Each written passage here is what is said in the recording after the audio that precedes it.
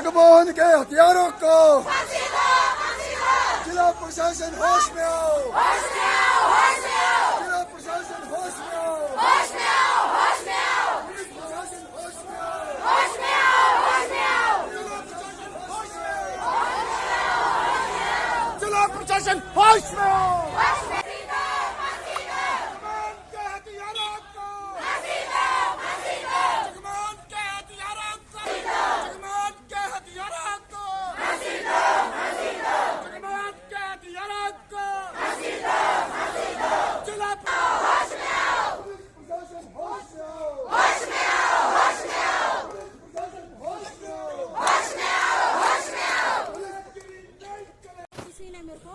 किसी ने नहीं मेरे को फोन किया पुलिस थाने से, तो परसों शाम को मेरे को सबके फोन आए, कल भी मेरे को फोन आ रहे थे और कल हमारे घर पुलिस पहुंची थी।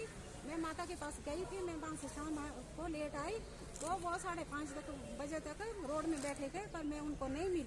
उनको बोला मेरे साइन चाहिए था, ये पता नहीं मेरे को किस चीज़ के साइन चाहिए उनको। तो मैंने बोला मैं कल आऊँगी, कल हम साइन भी करेंगे, मैं सबके साथ आऊँगी। फिर बोला उन्होंने उस दिन भी जगदीश सर ने यही बोला कि गाँव वाले 1 दिन आएंगे 2 दिन आएंगे, और मेरे देवर थे मेरे साथ, तो इनके सामने ये बात हुई है, मैं झूठ नहीं बोल रही हूँ।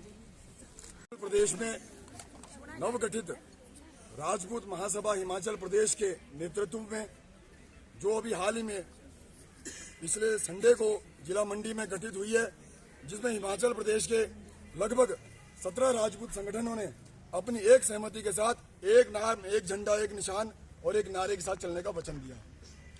उनकी अध्यक्षता में आज ब्रैंड पंचायत निवासी भाई जगमोहन जी, जो पिछले 1.5 महीने से लापता हैं, उसके विषय में पंचायत वासियों के साथ और ग्राम वासियों के साथ, उनके परिवार के साथ आज सभी भाई बंधु मिलकर के जिला प्रशासन से न्याय की गुहार लगाने आए हैं। आप जिला कुल्लू के प्रेस भाई बंधुओं को यह पता है कि पिछले लगभग 1.5 से 2 महीने में हमारे राजपूत समाज के 4 भाइयों का मर्डर हुआ है। चारों जगह के हालात लगभग सेम है।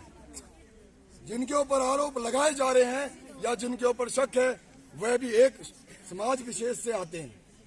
फिर बात की जाती है कि स्वर्ण समाज अत्याचारी है या राजपूत समाज जो है वो गुंडा है, पर वास्तविक गुंडे कौन है, वास्तविक शोषण करने वाले कौन है और वास्तविक अत्याचारी कौन है, वह आज आप सभी के समक्ष है। हमारी देश के नागरिक होने के नाते प्रदेश की सरकार से, जिला प्रशासन से, अपने संविधान से, अपने भारतीय कानून से केवल और केवल एक ही मांग है कि दोषियों को जल्द से जल्द पकड़ा जाए, उनके ऊपर सख्त से सख्त कार्रवाई की जाए और कानून अपने रोल को बखूबी निभाए, ताकि आने वाले समय में हमारे राजपूत बिरादरी के साथ या हमारे और बिरादरी के साथ इस तरह की हिंसात्मक कार्रवाई ना हो। जिस तरह के गंभीर आरोप हमारी बहन पुलिस प्रशासन पे लगा रही है, पुलिस के उस जांच अधिकारी जगदीश चंद पे लगा रही है कि वह अपनी वर्दी की धौंस या वह जिस समाज विशेष से आता है उस समाज विशेष की धौंस हमारे राजपूत परिवार के ऊपर दिखा रहा है। जिस तरह की देरी पुलिस प्रशासन ने और इन्वेस्टिगेशन टीम ने की है कि अभी तक FIR तक इस केस में दर्ज नहीं हुई है, अभी तक कोई स्ट्रिक्ट एक्शन नहीं हुआ है, 1.5 महीना गुजर गया है। तो क्या यह कोई संयोग है या फिर पुलिस प्रशासन या जिला प्रशासन या फिर बाकी समाज के लोग कोई प्रयोग कर रहे हैं हमारे साथ?